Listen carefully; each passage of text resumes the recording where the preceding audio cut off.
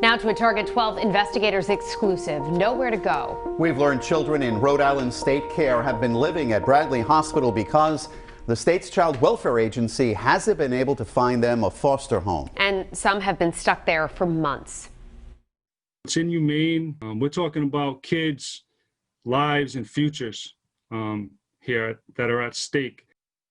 In an exclusive interview, a worker at Bradley Hospital tells Target 12 these children have not been receiving an education while living at Bradley around the clock. Target 12 investigator Tim White is here now with the exclusive details.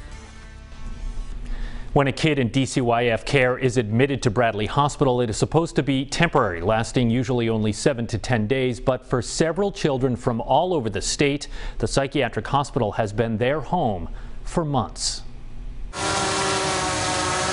Bradley Hospital, its owner Lifespan calls it the country's first psychiatric hospital for children in adolescence. The kids have to have a voice. Somebody has to step up to the plate and say, this is not okay. Paul Shappett is a behavioral health specialist who's worked at Bradley Hospital for the last decade. He says kids, some as young as 11, have been admitted to Bradley and stuck there because the state can't find them placement elsewhere. They get stuck at the hospital because, you know, it's a safe place for them to be, but that's at the same time when they're in a locked facility like that, it's not really healthy. Shappett tells Target 12 those kids are not getting a formal education as required by law, and some have been stuck there for months. No education.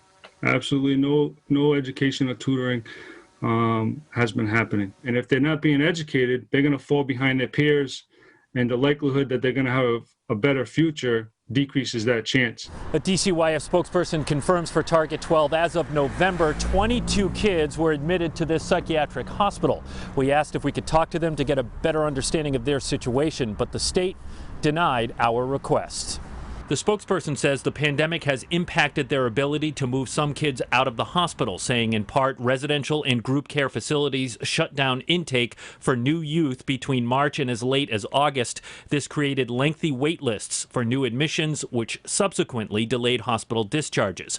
When it comes to education, Lifespan, which owns Bradley, pointed to this regulation that states it is up to the school district to provide education for kids that are placed in hospitals and institutions. The 22 children at Bradley come from 16 different school districts. Target 12 reached out to each one. Only 6 responded. Each declined to comment on specific cases, though most acknowledged education is the district's responsibility.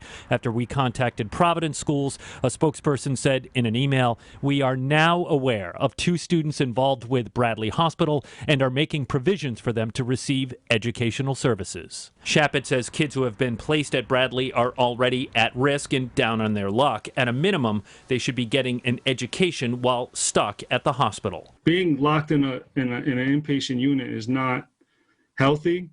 They lose hope. I spoke with the state's child advocate about the situation and what she says is being done. I'll bring you that interview Friday on 12 News starting at 5. With the Target 12 investigators, Tim White, 12 News.